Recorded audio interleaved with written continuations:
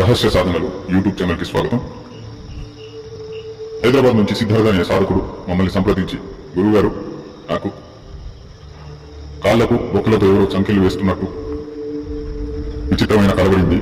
అలాగే మరుసటి రోజు మాంసపు ముద్దలతో రక్తంతో నా కాళ్లను కడుగుతున్నట్టు, అభిషేకం చేస్తున్నట్టు అనుభవం జరిగింది. అలాగే 2 కలల మేక కనిపించింది. అప్పటి నుంచి నా ఆరోగ్యం అనేది బాగోలేదు. మరి కలలు పడడానికి అర్థం ఏమిటి అని మమ్మల్ని అడగడం జరిగింది. కనుక ఆ సాధకుడి కొరకు, అలాగే ఈ అనుభవం సాధకులకు జరిగితే ఎలాంటి పరిస్థితుల్లో జరుగుతుంది, ఇలాంటి అనుభవం అనేది ఈ వీడియోలో వివరించడం జరుగుతుంది. సాధారణంగా మంత్ర సాధనలు చేసేవాళ్ళు లోక కళ్యాణం కొరకు 10 మందికి వారి మంత్ర విద్య ద్వారా ఏదో మంచి కార్యం చేయడం జరుగుతుంది.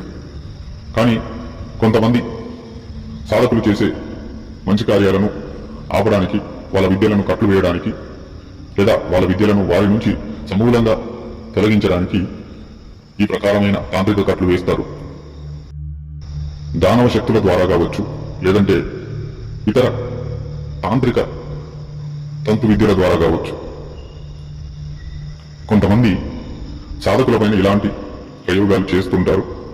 ఎంతో కొంత దివ్య దృష్టి సిద్ధి ఉన్న వారికి కలలు పడి, వారి కళల్లో ఇలాంటి అనుభవాలు వారికి జరుగుతాయి. అప్పటి నుంచి వారికి ఇంట్లో సమస్యలు, ఆరోగ్య సమస్యలు అనేవి కొద్ది కొద్దిగా ప్రారంభమవుతూ ఉంటాయి. ఆర్థిక ఇబ్బందులు జరగడము, ఆరోగ్య పరిస్థితి క్షీణించడము, అలాగే విచిత్రమైన కళలు సాధకుడి ఇంట్లో, సాధకుడి ఇంటి సభ్యులకి మాటికి పడడం జరుగుతుంది. ఇలాంటి భయంకరమైన పరిస్థితి నుంచి మరి ఏ ప్రకారంగా బయటికి రావాలి? ముందుగా సాధకుడికి ఇలాంటి అనుభవాలు జరుగుతున్నాయంటే అర్థం సాధకుడు విద్యాపరంగా, మంత్రశక్తి పరంగా తగ్గుతున్నాడు. అతని శక్తి రోజు రోజుకి క్షీణిస్తుంది, తగ్గిపోతుందని అర్థం. అలాగే గురుబలం తగ్గిపోతుందని అర్థం. లేదా శత్రువులు సాధకుడి పైన భిన్నమైన ప్రయోగాలు చేస్తున్నారని అర్థం. ఇలాంటి పరిస్థితి నుంచి సాధకుడు బయటపడడానికి తాను సిద్ధి చేసుకున్న మంత్ర విద్యలు ఏవైతే ఉంటాయో ఆ యొక్క మంత్ర విద్యలను చక్కగా పునర్జాగృతం చేసుకోవాలి. అమావాస్యకి కనీసం 3 మాలల జపం చేయాలి. ఏ శక్తి అయితే వారికి కార్యం చేయట్లేదో ఆ శక్తికి సంబంధించిన మూల మంత్రాన్ని.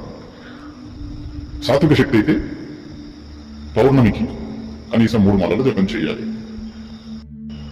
వారికంటే ఎక్కువగా విద్యలున్న వాళ్ళు వారిపైన కట్ల ప్రయోగం చేయడం వల్ల వారి విద్యలు పనిచేయకపోవచ్చు, లేదా వారు ఆ విద్యను పొరపాటున దుర్వినియోగం చేసినా కూడా వాళ్ళ విద్యలు పనిచేయకపోవచ్చు.